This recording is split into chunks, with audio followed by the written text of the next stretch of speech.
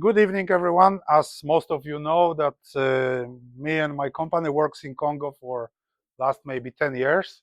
Everything was started with one trip with my wife. We decided to visit Mfati, and the thing evolved to have employees there and the whole long-term project. So when you go to Congo, this is the first thing you see at the airport. The advertisement of the vodka saying Brazzaville is absolute. And this is true. Brazzaville is capital of Congo. It's on other side of the Congo River from Kinshasa, which is capital of Democratic Republic of the Congo. This is where Congo is located. And now there are two Congos, and people frequently don't know there are two different countries in almost the same name. So this is what we call Big Congo or Democratic Republic of the Congo or Congo DRC or Congo Kinshasa.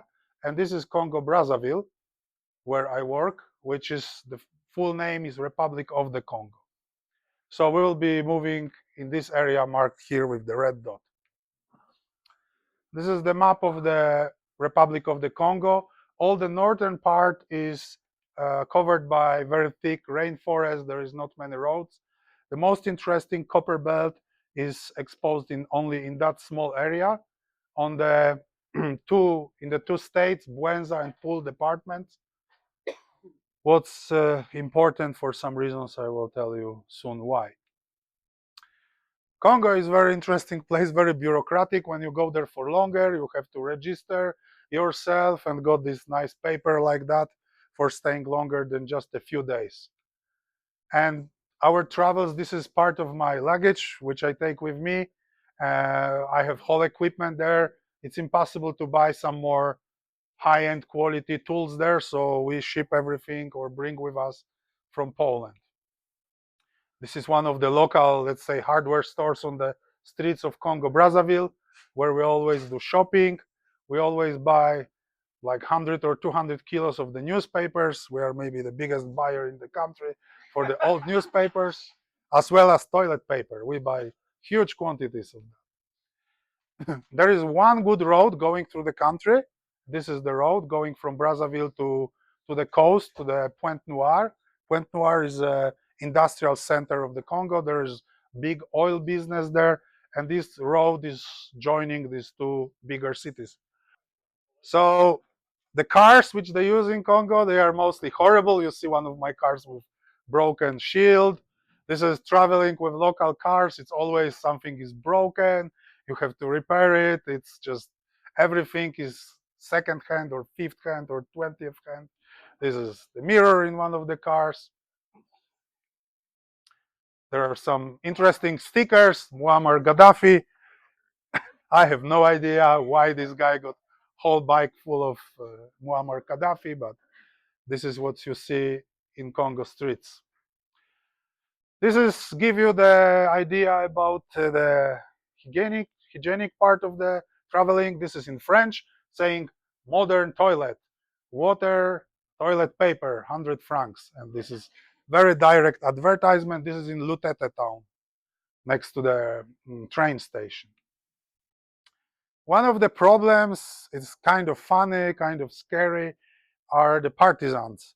Partisans in Congo, they call themselves ninja because of the movies about ninjas. They want to see them as ninjas from the movies.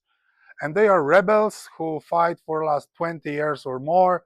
There were two civil wars with many killed. Last one ended in 2017. So, and they still control most of the pool department where most of the dioptazes are. So we have to deal with these people. Here are some drunk ninjas. You can see the guy is handing the gun. This gun should be in the museum probably, but this is in fact very close to Ntola mine. And they were sitting in the bar with the sign no guns and no knives, and they were sitting just 5 meters from there. So this is Congo. It's a lot of fun, crazy adventures. It's really not for everyone to go there. This is not touristic place at all. In all my travels, I've seen one tourist. There's no hotels for tourists, no parks really organized to visit. And when we travel through Congo, this is our breakfast. It's my friend Sławek who worked for me um, from my crew working on Congo project. This is food what we are eating in the field, just cooked like that. This is in Sanda Hills. This is food prepared by locals, some smoked fish. And this is the car which we use going there around. It's a fancy car for local realities. The roads are sometimes not so good.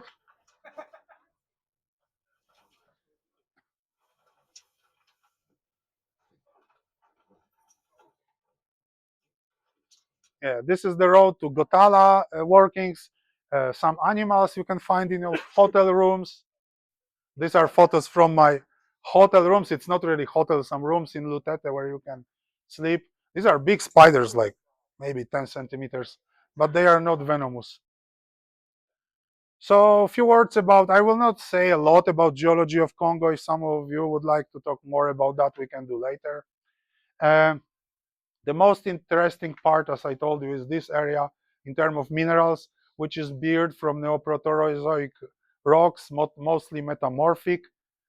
And this is the stratigraphic column of the rocks in the area. The blue color, these are the limestones, and the limestones are the rocks which are hosting all the mineralization. Uh, this lithostratigraphic unit was called schistocalcare group. Now the name changed in modern papers, but this is the part of the rocks which is hosting all the interesting minerals for us. This is how these limestones looks like in the field.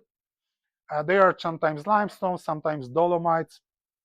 This drawing is showing, I will not talk too much about it, but you've got more primary hypogene mineralization, which is represented, for example, in Pasa mine, when you've got solid chalcocite.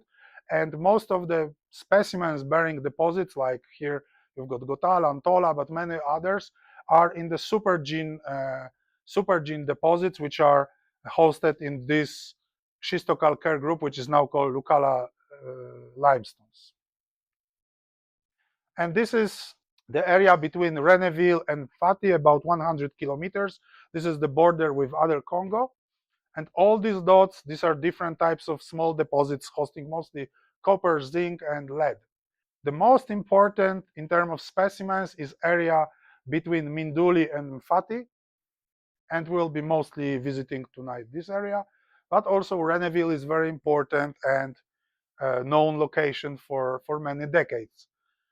It is a very complicated place. I don't have any photos from there because it's private property of the chief of the ninjas, who's like private land. Of course, it's not really his land, but he claimed it.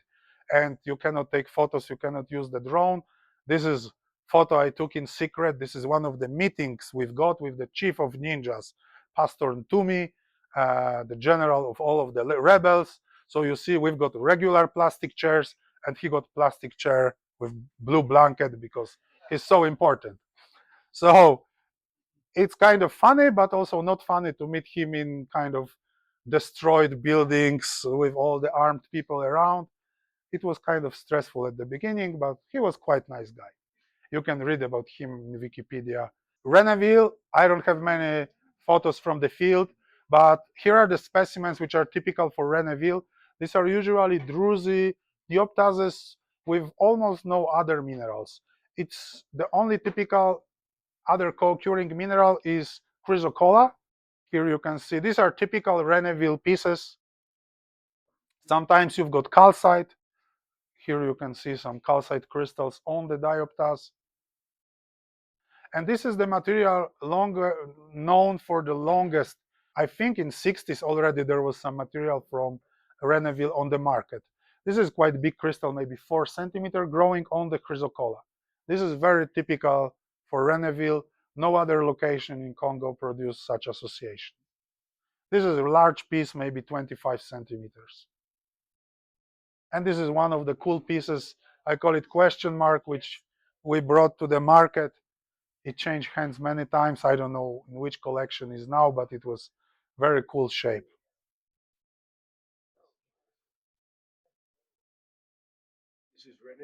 Yeah, this is Reneville. So now we will move to the area between Minduli and Fatih. I prepared a special map with more important localities. We will be driving from northeast to the southwest through all these places. So this is simplified geological map of the area. Upper Lucala group, this is where the most interesting for us limestones are. You can see the pink color. And the deposits are located on the fault zones.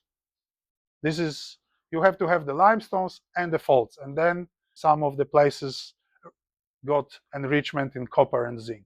This is the Minduli train station. It's working. People are waiting for the train. It's after one of the civil wars when the rebels, ninjas, blow up all the train stations and train rails. It was never rebuilt. This is the immigration service in Minduli. You have to register coming there because it's close to the border with DRC Congo. And this is the main street of Minduli. Not a very fancy town at all. Some of the local diggers and dealers selling dioptases from Gotala. And this is the nearest location. Here you can see the Minduli town, and these are the Gotala workings.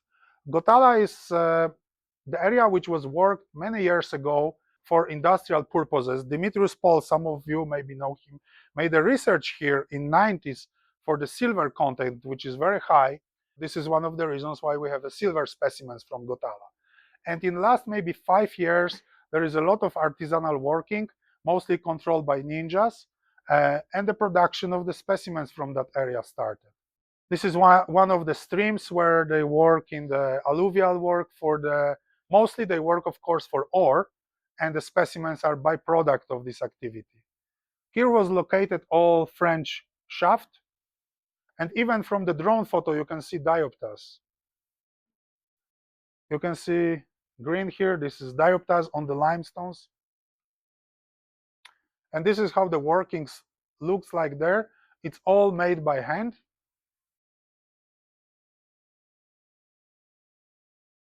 You can see dioptase on the joints. And here there will be some photos close up. You can see some specimens laying here.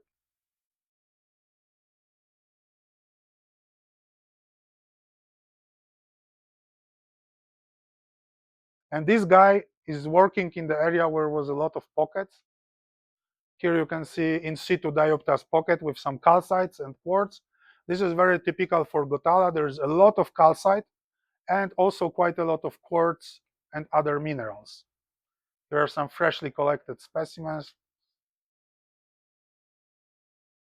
This is how dioptases looks like from there. You can see a lot of calcite, which is uncommon for all other locations. These are some pieces I filmed late last year in my storage when we were repacking. These are pieces from fresh production from Gotala. They are still somewhere in the ocean in the container going to Poland now.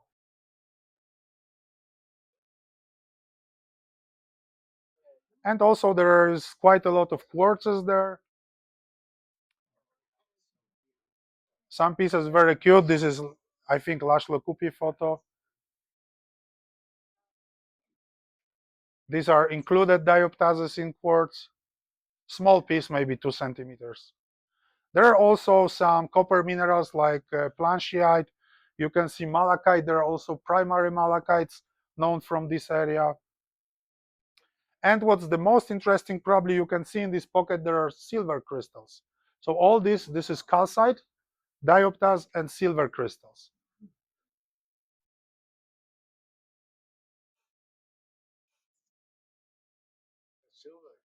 Yeah, silver crystals with calcite on dioptase. This is very well formed silver octahedrons. And silvers are known only from that place. And there were also some more complex silver crystals. Most of them are like 2-3 centimeters. This is a small piece, it's maybe 2.5 centimeter, but you've got silver quartz with planchyite, and there was silver included in quartz. This piece is maybe 6 centimeters. And this, you can see the hand. What's very cool, you can see dioptase crystal on the silver crystals.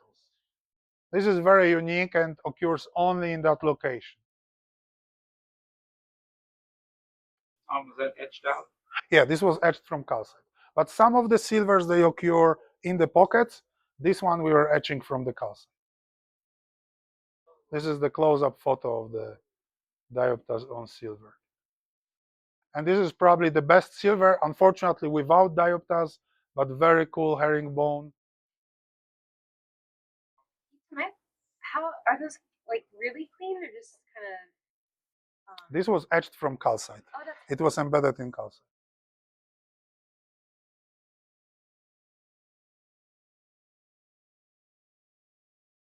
About 3 inches high. This was maybe 8-9 centimeters. Yeah. And here last year there was a small but very interesting find. You've got silver with primary malachite crystals and planchyite in chalcocite matrix. And next to Gotala, in extension of these workings, there is place which we used to call bamboo place, but now this bamboo do not exist anymore.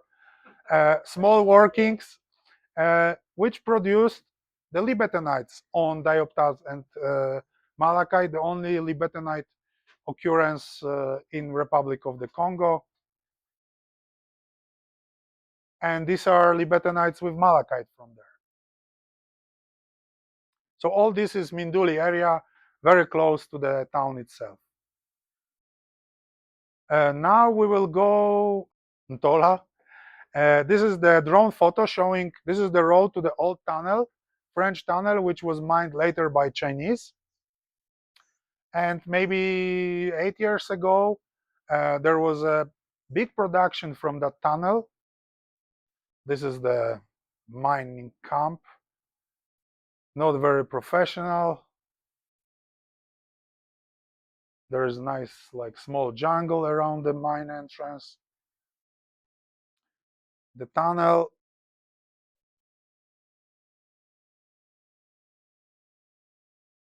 Some interesting fungi growing there. And pockets, yeah, they during the mining they find some pockets. Of course, they mine mostly for chalcocite as an ore. We're in Impala underground, and here is one zone with a lot of diopters. You can see the yellow mimetite, difficult conditions to film, very high humidity, very warm. The ceiling, there's a lot of calcite and more diopters.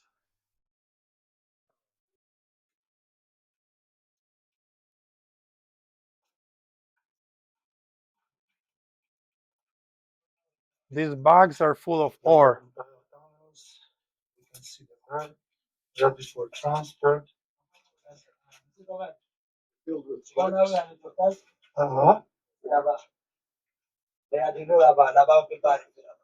Beaucoup de l'eau? Oui, jusqu'ici. Jusqu'ici. Elle fait nager. Il faut nager. Les petits sont partis là-bas. They are saying the zone with dioptase is full of water. You have to swim to get them. And they literally swim there. These are photos from underground. You can see some duftite, dioptase on dolomite, miners resting in one of the tunnels. And this was very typical association at the beginning, mimetite with dioptase. There was quite many pieces on the market, but it was small zone. They mined out that maybe in half a year, and there is no more pieces like that. But this is what original material found there looked like.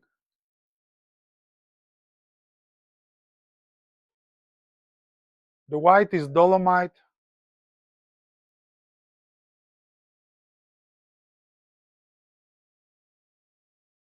The yellow are mimetite crystals.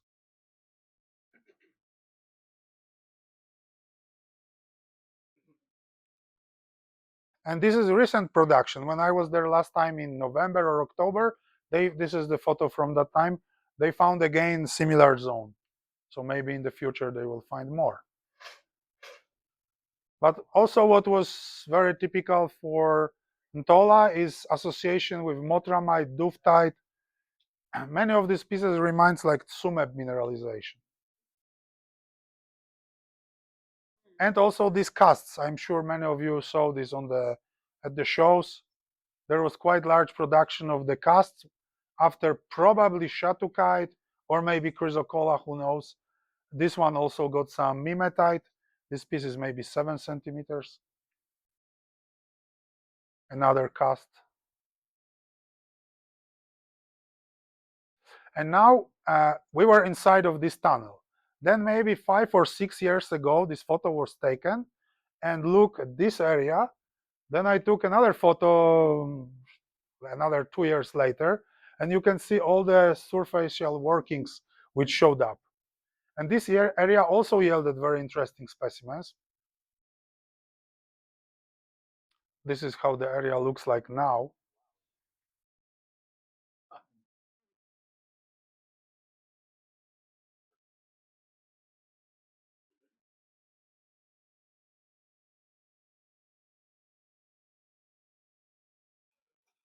And this is one of the pieces collected there.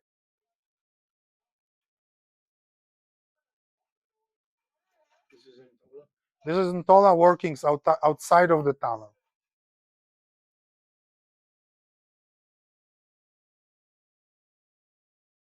There is also a lot of dioptase veins all over the place.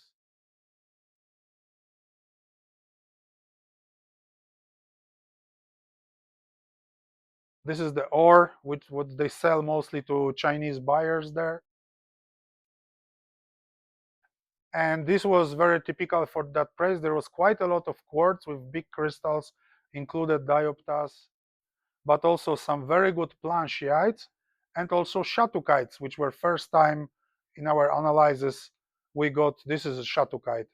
How you can distinguish them visually on the broken balls, you see this kind of radial sprays. This is typical to shatukite. This is also shatukite included in quartz. And dioptase from the workings outside of the tunnel. And also for short time, suddenly they start to produce hemimorphites, which look exactly the same like the ones from Fatih. You will see later. It was short period.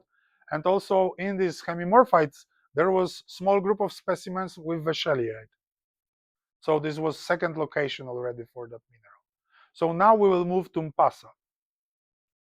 Mpasa is also old French mine, which is abandoned mostly now. People work there artisanally. Yeah, we're having fun with some miners. And you can see there's like solid layer of chalcocite. This is what they mine. And some of these layers, they open to the pockets, and you can get the chalcocite crystals, which are maybe world best. This is the same specimen, so you get the idea of the scale. For chalcocite, this is really big.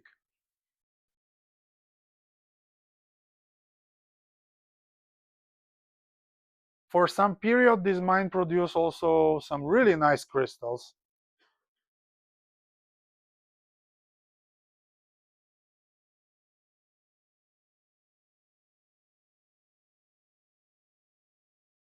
This piece is maybe 5 centimeters big. Not many of them were that sharp.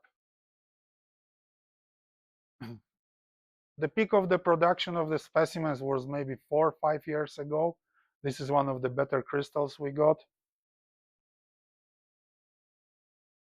And this was the best specimen we got from all this mining time. Now there is no more pieces coming out. They are working in the area where there's no pockets. So this is the same specimen after cleaning. And in fact, you can see it in person. It's in Fine Mineral Gallery, Daniel Trinchillo Gallery, in one of the cases now. I've seen it like 2-3 days ago.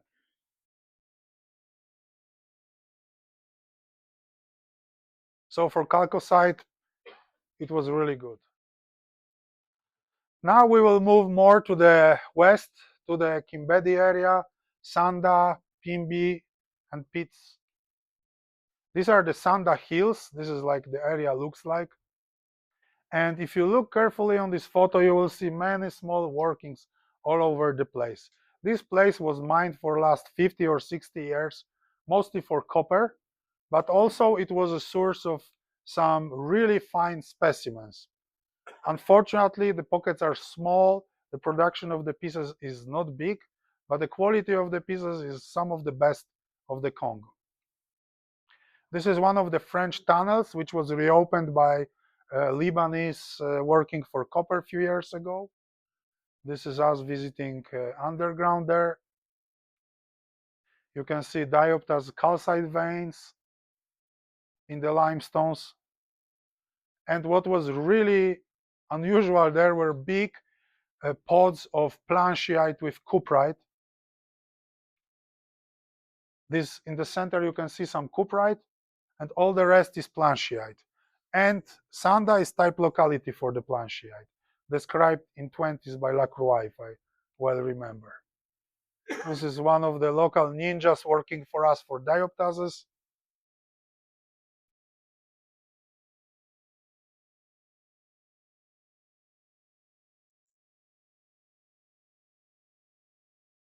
And this is some of our workings we were doing there. We were working on a vein which was rich in good wulfenites. We even dig in the road. We repaired that later.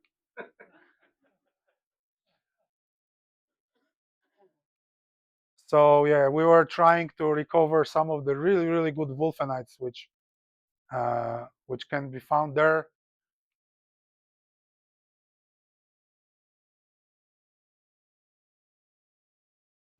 This area is really beautiful. Cool view from the mining places. So here are the pockets. This is pocket maybe 20 centimeters big. You can see some, these are perimorphs of quartz after hemimorphite and planchyite all over the piece. This is big, like maybe 40 centimeters pocket of dioptase. Also large piece with broken cerussite, and you can see planchyite, very typical for Sanda. And wulfenites, which occurs on quartz, coated by quartz. These are some of the pieces from our diggings. And this picture shows you well how small the pockets are. You can see on this photo there is plenty of small pockets. And like here is dioptase, here is quartz with planchyite, here is some wulfenite. Every pocket produces a little bit different mineralization. In this pocket there was a duftite in quartz. Very typical for Sanda, desired by many collectors. Quartz coating the planchyite.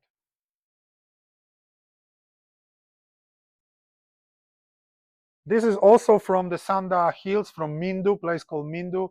And this, in fact, was shatukite with iridescent quartz. It was one pocket. This piece is maybe 7 centimeters. Great Jeff photo of it. And that was the biggest piece from the find. It was quite big pocket for the area. What's very typical for the area also is big amounts of quartz. So dioptase on quartz, if you see from Congo, most probably coming from Sanda.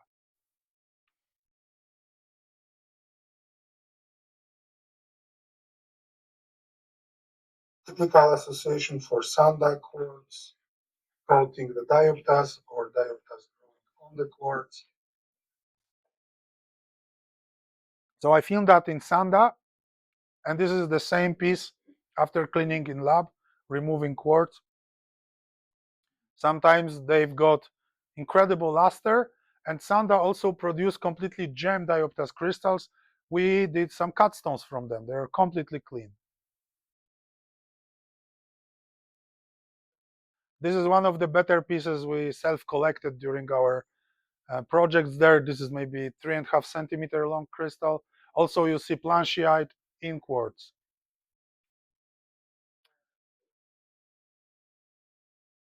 typical for their planchyite quartz, dioptas.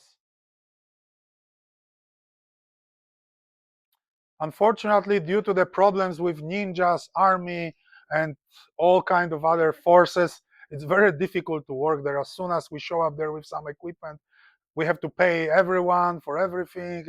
It's just getting so crazy that we gave up, but we hope to go back there with some mining projects. These are miniature specimens, toenail, let's say, size. This dioptas, in fact, is completely transparent gem. Here you can see planchyite inclusions in quartz.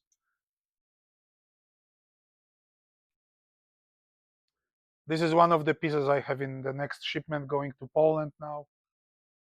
Quartz, planchyite, and dioptas, and the best possible color of the planchyite visible through quartz.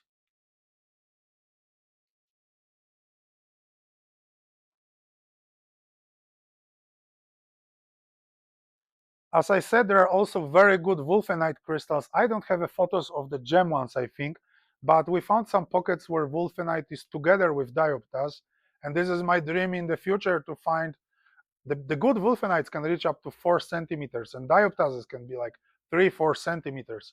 We can imagine easily gem dioptas or gem wulfenite that size. These are some of the broken wulfenites which we changed to the cut stones. And also Sanda is famous for some super quality cerusites. Here with malachite ball, this piece is maybe 3 centimeters. This is another malachite on cerusite. And this piece probably you all know, it's in my wife's collection. This is around a little bit less than 4 centimeters Sanda at its best. And this is our crew after mining day in Sanda. We'll move to Ngwedi, which is there on the very west. This is a photo from one of our trips with my wife, Asha. Limestones with nice folds. And Ngwedi also produced in the past very good dioptas specimens. Unfortunately, recently there's the outcrop is in the stream, close to the waterfall, in fact, and it's a very difficult place to work. You work in the water, and there is not much activity there lately. But you can see there is a lot of planchyite again and dioptas. These are just photos of some rocks taken in the stream. Now we will move to Mfati itself. Mfati is also the name for the whole area, so it's Mfati district. So if you see the location for Palabando or Yanga Kobenza, it will tell you Mfati district. But also Mfati is a location itself. These are the buildings of the Mfati town, kind of village. And this is the Mfati Hill, which was worked by Congolese, French, and Russians for many decades. And it's one of the most iconic places for minerals in Congo. When I first started to go there, this is how Mfati Hills looks like. Abandoned, there were like 2 small teams working there, mostly for specimens. And then this happened.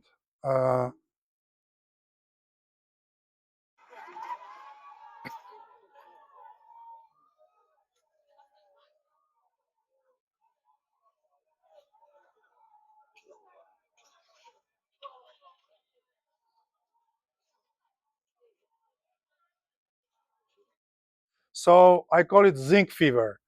Suddenly there's like, I don't know, 5,000-10,000 people came to this small, half abandoned town and start to work for zinc because Chinese were intensively buying that. And these are the drone photos more recent. You can see all that are workings now for zinc. Most of these people got no idea about specimens, so they destroy everything. But also there is many pieces on the market recently. You can see all these are small holes. There's several thousand people working there.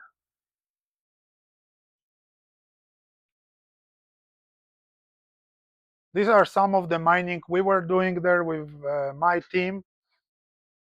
We were exploring the old workings before all this fever happened. This is the area producing the best wulfenite.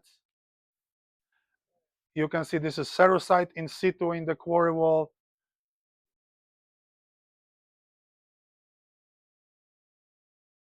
Freshly mined cerussites. This is the place where we were working for mimetites.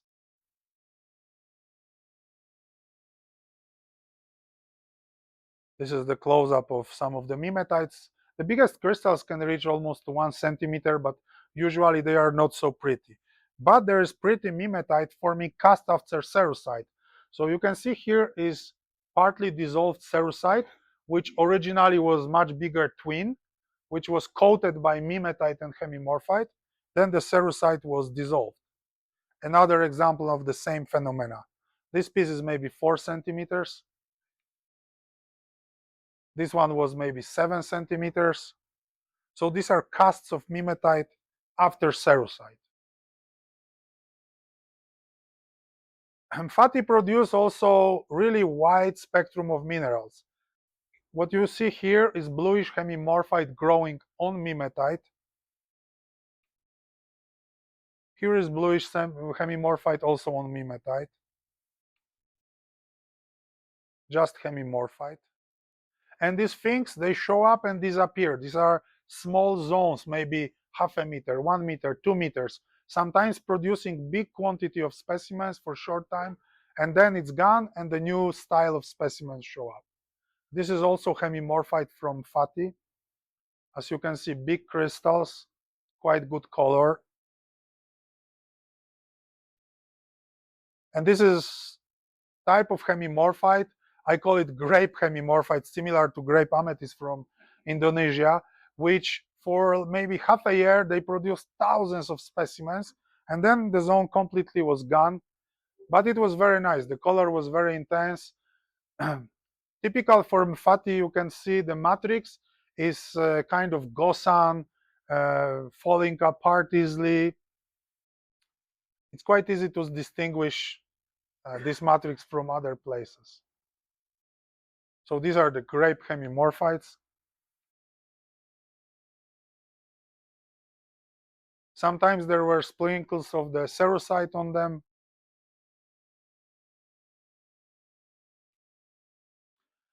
In Fati, there is also smithsonite, which show up sometimes. This is one of this piece is maybe 6-7 centimeters. One of the habits of smithsonite, and these are some of the best crystals I ever saw of smithsonite.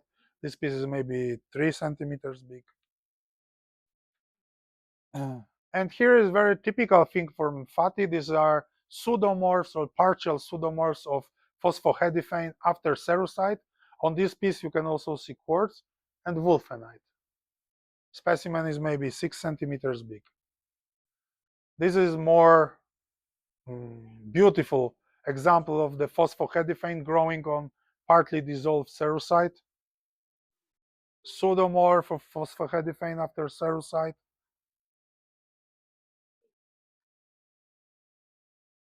And sometimes it's for really larger pieces with beautiful color. This is production maybe 7 months ago, 8 months ago.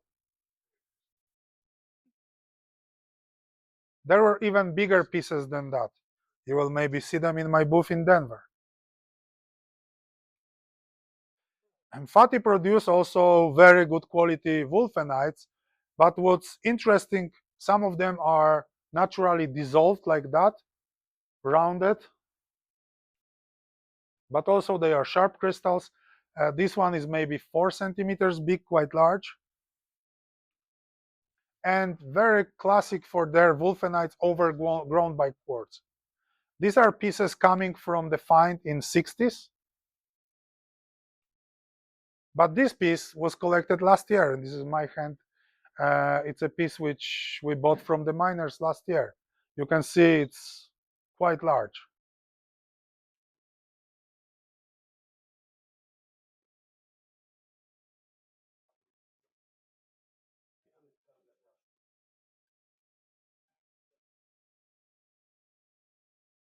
So this is one of the survivors of the zinc fever. Sometimes in Fati you can find really good combos. This is cerussite twin on wulfenite. The piece was maybe 4.5 centimeter. Mimetite on cerussite twin. This is quite small, maybe 3 centimeters. Beautiful cerussite twins. Cerussite with calcite. Cerussite is very common in fatty in general. This is beautiful miniature. What's also typical from fatty are the smoky cerussites, sometimes coated by thin layer of the descloisite. And this is also recent production, maybe half a year ago, really, really big crystals.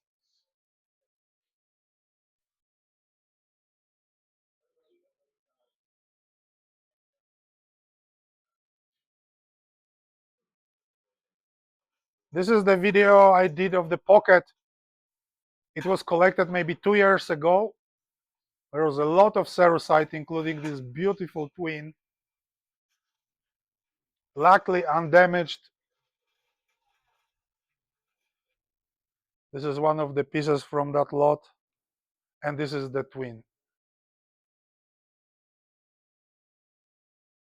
This is another V-twin, it's maybe 5 centimeters big.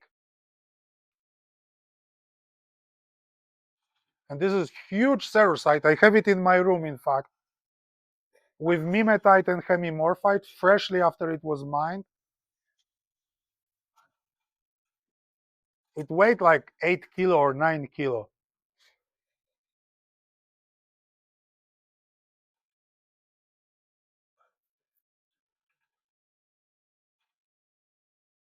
This is the photo of it. You have a pen as a scale. And as you can see also, it's partly melted. It's got this melted look. It's not melted, it's dissolved, but it's got a melted look.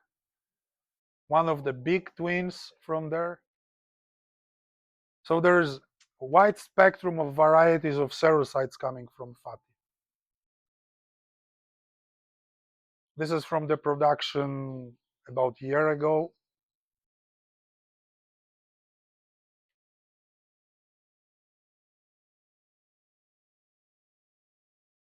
And this is quite crazy specimen. It's partly dissolved cerussite with the mimetite cast with wulfenite. So from fatty we'll move to palabanda, which is the same series of the deposits. If we look, there will be some photos. It will be photo from fatty to palabanda and Yanga Cobenza, which is located here. These 3 locations, they lay on the same fault zone, and these are 3 locations which contain quite high lead and zinc content. This is why we have much more minerals here, bigger spectrum, bigger diversity of the species comparing with other places. So palabanda, these are the workings which we'll visit now. This is the view from fatty. This is the road going from Fatty to Lutete. This is Palabanda, and this is Yanga Cobenza.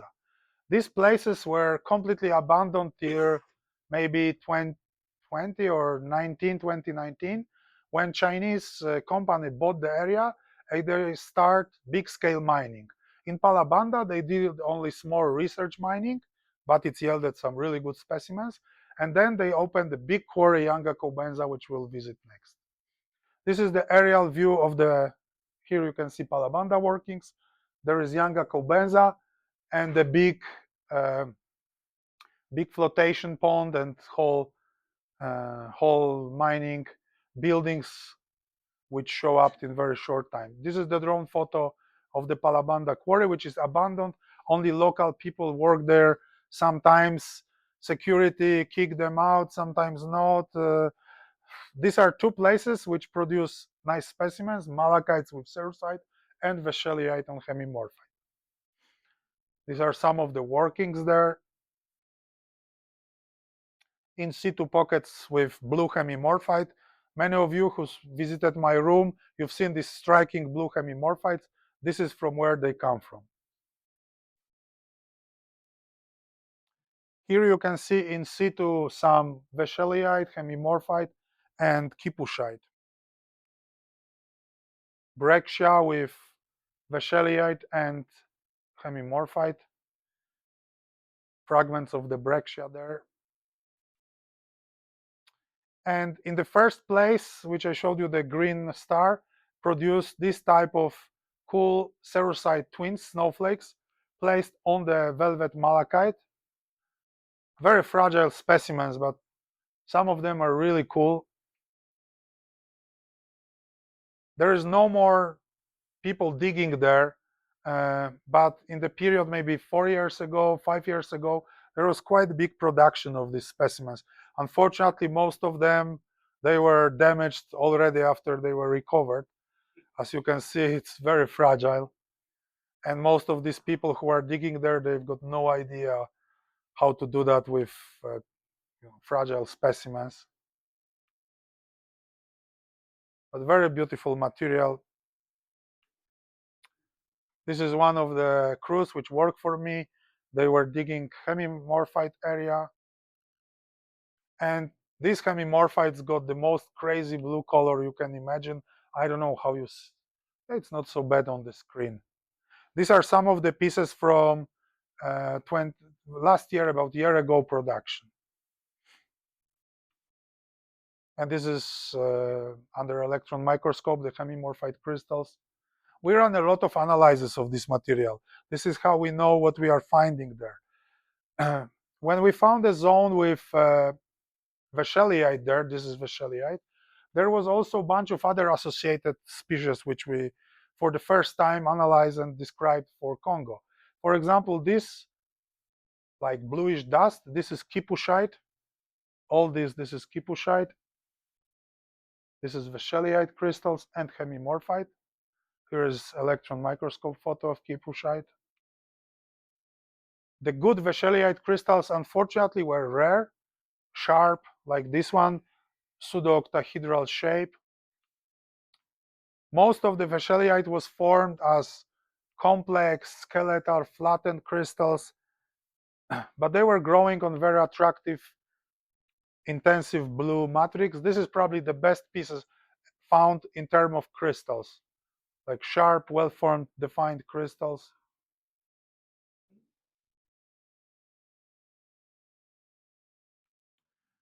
And most of the specimens got crystals much more complex, like this one, sometimes quite large. This piece is maybe 7-8 centimeters.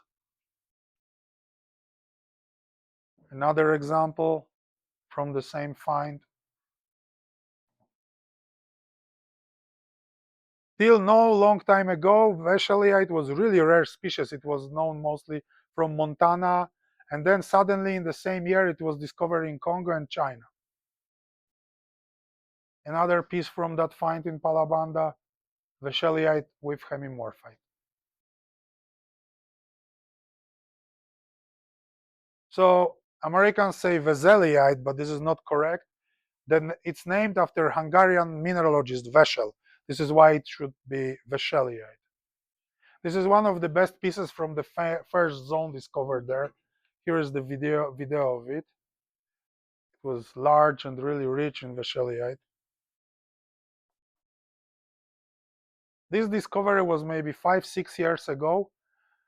Then about 4 years ago, 3 years ago, there was another zone with Vacheliite discovered, which produced a little bit better color Vacheliites and hemimorphites. Here's a few examples.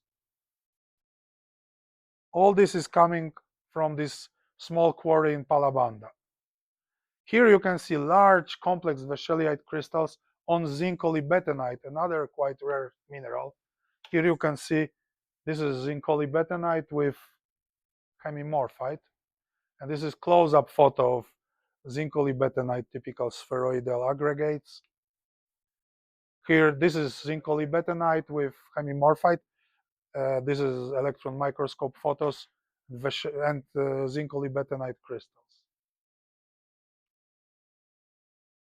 And now we move to the Yanga Cobenza, which is, after this show, probably well known for mineral community, which is located here. This is the photo taken in the, this is the Google Maps satellite photo taken in very early stage of this quarry.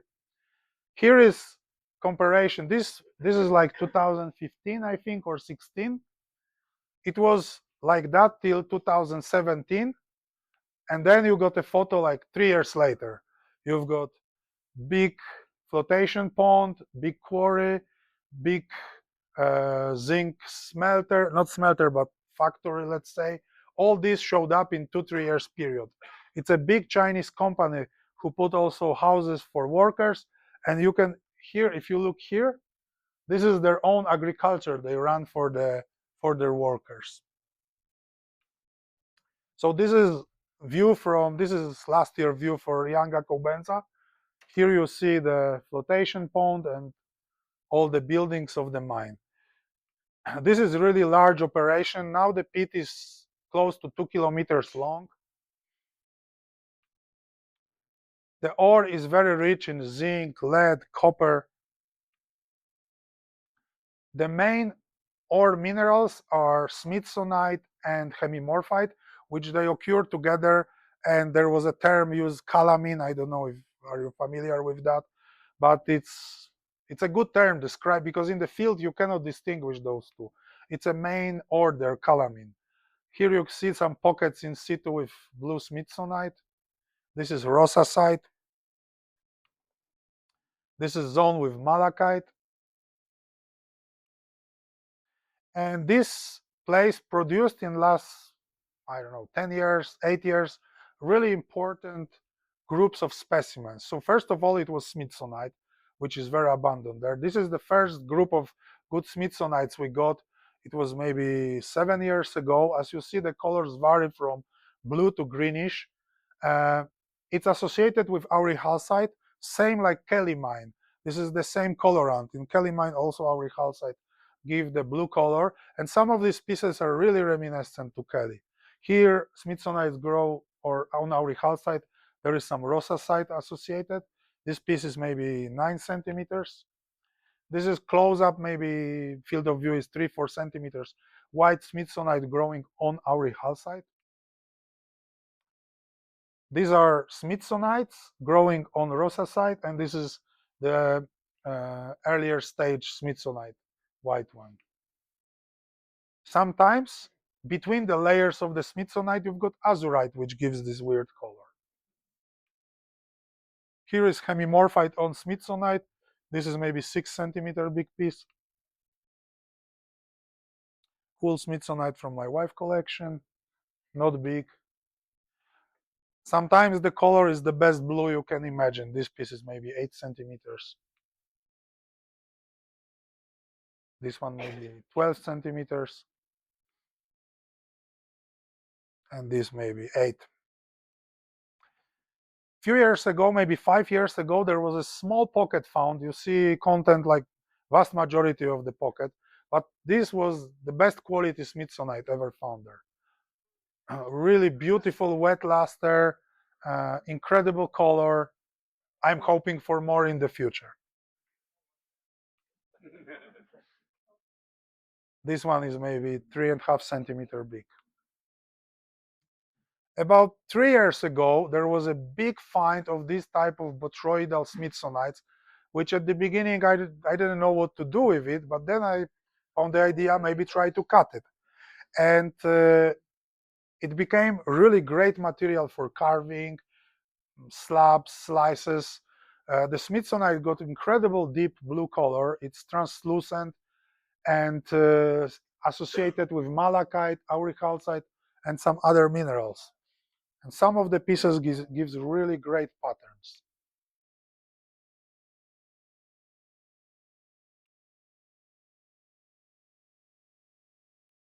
These were the biggest pieces from the find. This piece is maybe 25 centimeters, and it will be on the next slide.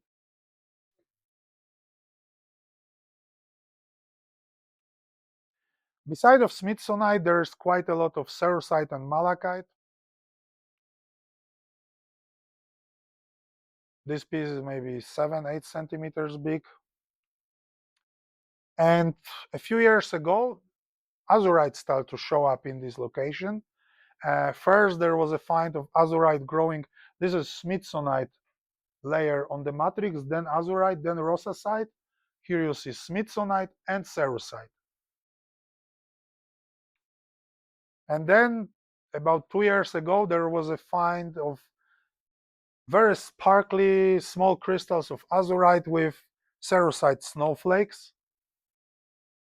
This piece is maybe 8 centimeters big, same size, very different from anything we ever saw in minerals. This piece about 4 centimeters. This is larger piece, maybe 12 centimeters, and this is the close-up of the cerussite twin. And this piece is in my wife's collection, maybe 3.5 centimeters. And some of them got azurite growing on cerussite, maybe 12 centimeter big piece where you've got malachite, azurite, and cerussite. Another, let's say, 10 centimeter big piece.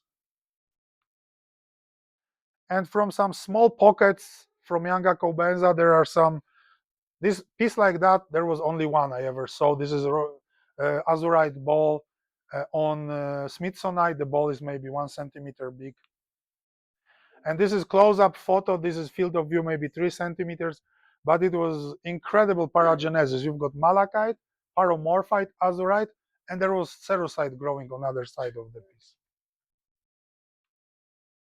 There was also pyromorphite found in some small pockets there, and pyromorphite on malachite.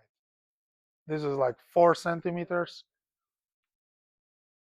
And these are photos of the pyromorphites, which I didn't see yet in person because my crew, it was, you can see white hand, so it's Sławek from my crew, not my local crew. They are packed in the container, which is on the way to Poland, but there are some quite cool pyromorphites. So at the end of this talk, we'll concentrate on this small area, which was worked extensively in end of 2024 and beginning 25, which produced the mimetite bonanza, which I got in my room this year.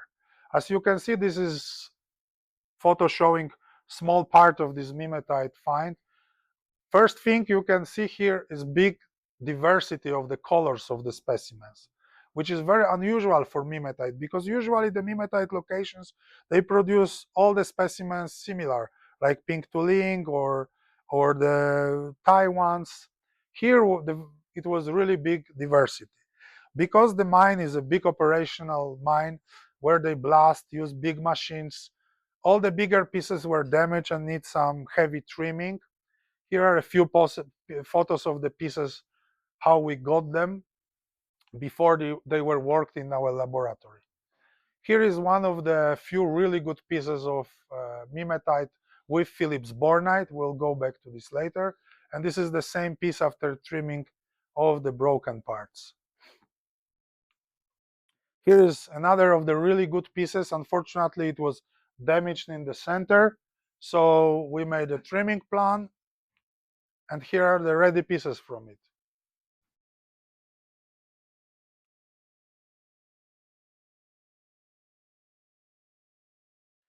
This is the electron microscope photo of the mimetite with daphtite. And now let's go to the mimetites. So as I said, the mimetites there are very diversified. Starting from crystal shapes, they are from very elongated, almost acicular, long prismatic crystals like this one. This piece is maybe 4 centimeters. To shorter prismatic.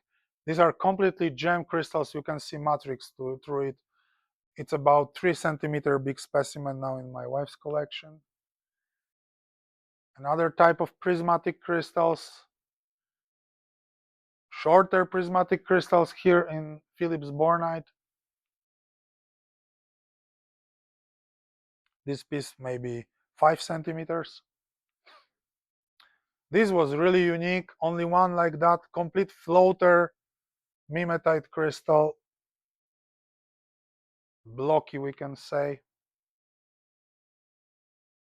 This piece I have in my showcase in my room.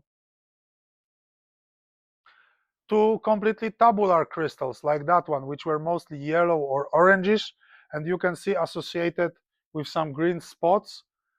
Analysis show that this is duftite. And the colors of these mimetites also vary from yellow through oranges to reddish. Here you see there are a series of the yellow tabular mimetites, more classic hopperette forms. And colors change even in one piece. Here you've got colors from yellow to orangish. This piece also I've got in my showcase in my room. You can visit in next days and see it. Through orangish color, this is one of the better thumbnails with some small duftites.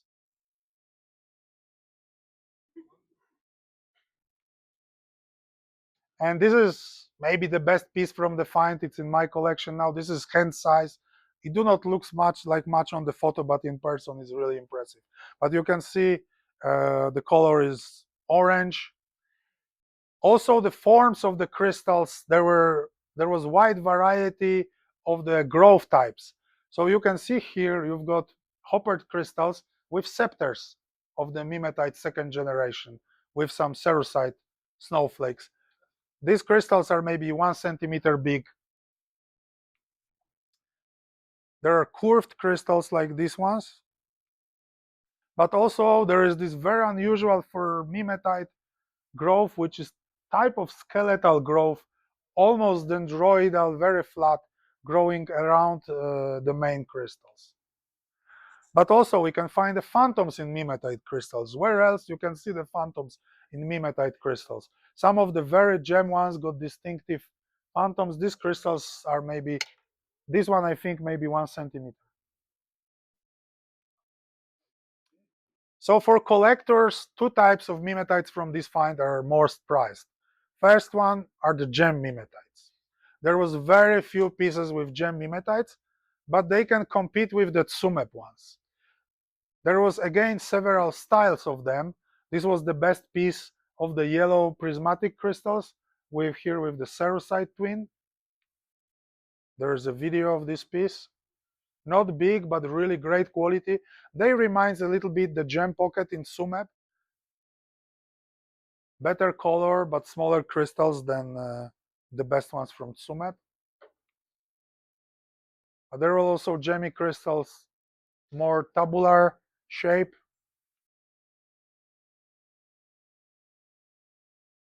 Unfortunately, very few pieces survived undamaged from the gem type. From the broken crystals you will see later, we did some cut stones with the Koznar family.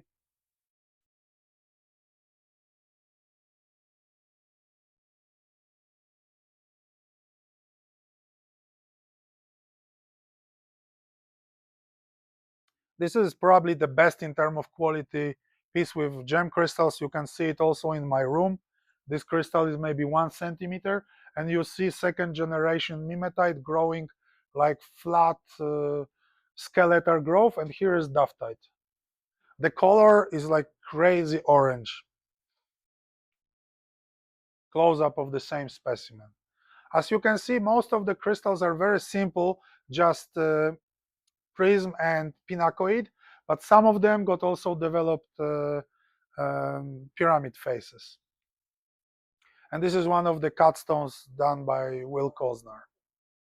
The biggest ones got a little bit over 2 carats, and we still have some rough to do it.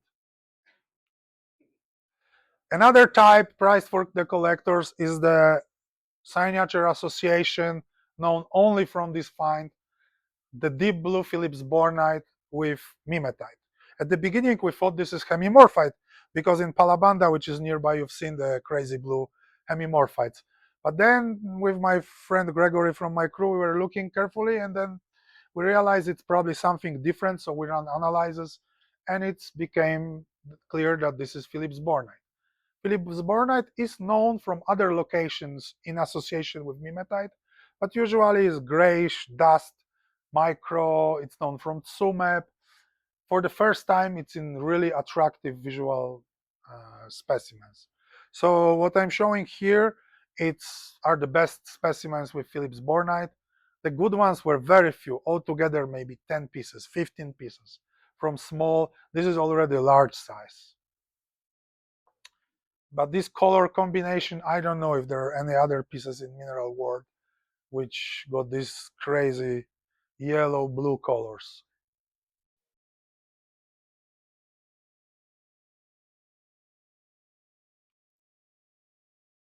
Most of these pieces are like 3, 4, 5 centimeters big.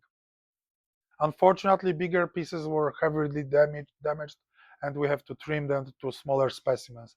This one is maybe 4.5 centimeter big.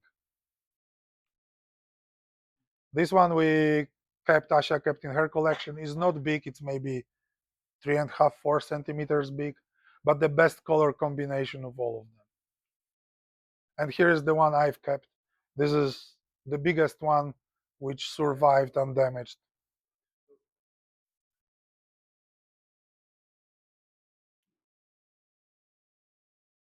It's really very beautiful, especially if you look under microscope.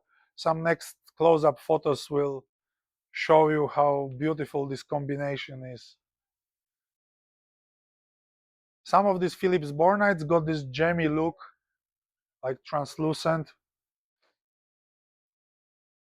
This field of view is maybe, I don't know, 3 centimeters, 2 centimeters.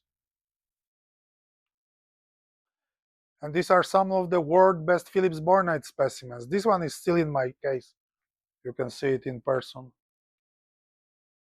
This one was like 5 centimeters big. And what's interesting, Phillips bornite occurs together with mimetite in different relationships. Here you can see Phillips bornite overgrowing partly dissolved altered crystals of mimetite. Here you've got mimetite crystal, which is overgrown by Phillips bornite with second generation mimetite growing on it. The crystal was like 2 centimeters, I would say. Here is Phillips bornite pseudomorph after mimetite, overgrown by syntaxial mimetite and with some duftite crystals. And here is the only one which is really a pseudomorph of Phillips bornite after mimetite. This piece is maybe 5 centimeter. This is close-up of the specimen. We keep that one. And this is the Phillips bornite under electron microscope. So another species in the association, which is really important, it's duftite. So the green stuff, sparkly stuff you see here is duftite. Duftite we know mostly from botryoidal, earthy aggregates known from Sume, Pohuela, hundreds of places. But you never see the duftite crystals. And these are the world's biggest duftite crystals, probably the world's biggest. They are the biggest ones got like 4 millimeters. What's for the species is really large. This piece ended up in MIM Museum in Beirut. This is the close-up of the same specimen. And there were only 2 pieces like that with large duftite crystals. And this is the other piece. This one may be 4 centimeters big. And this is duftite under electron microscope. Another species occurring in this paragenesis is cerussite. This piece may be 15 centimeters, 12 centimeters. Usually cerussite grows on the mimetite, forming complex twins. This field of view, not so big, maybe 2 centimeters. This piece is still in my showcase. The specimen is maybe 4 centimeters, but this is kind of distorted twin, complex twin of cerussite on mimetite. And this one my wife kept. This one is maybe 3.5 centimeters big. And the last species which was found in the same zone, but never together, is paromorphite. This specimen is hand size. Different habits, field of these crystals may be 1 centimeter long. But some of these crystals were not so small like this one. This crystal got 6 centimeters. And that's probably the best paromorphite from Congo found up to date. So at the very end, here is my storage in Congo, and Many people ask me how we work there. So it's a kind of chaos. You can see specimens all over the place. And we are packing it. We build, this is my storage there. We build it next to one of my employees' houses. And these are the realities of packing of the specimens there.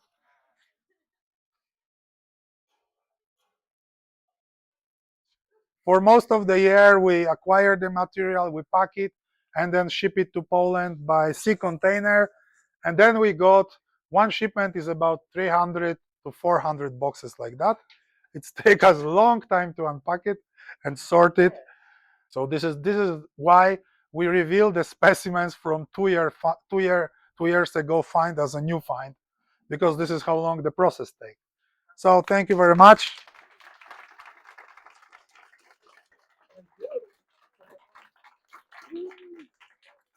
If you've got any questions, I'm happy to reply. So when, like, do you have to be careful? I mean, you mentioned being careful about taking pictures of like the meetings and images, but like you had some photos of just like the random people. Like, do they care? You have to be careful with that kind of. It's complicated. At the beginning, it was very complicated. I've got gun pointed to my head twice, and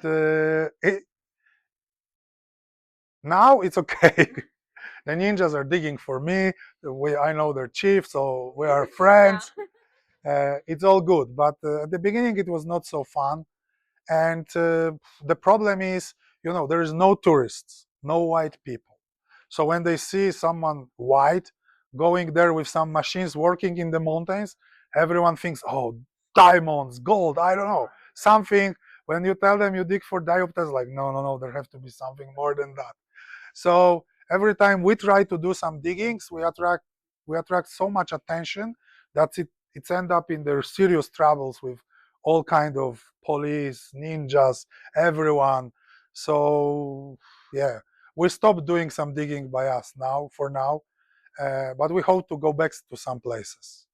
But yeah, it's dangerous. 2 weeks ago there was shooting in army was shooting with ninjas in Minduli. I don't know, 20 people killed. But in general, we have no problems now. They look at us as some weird people who come to dig in dirt.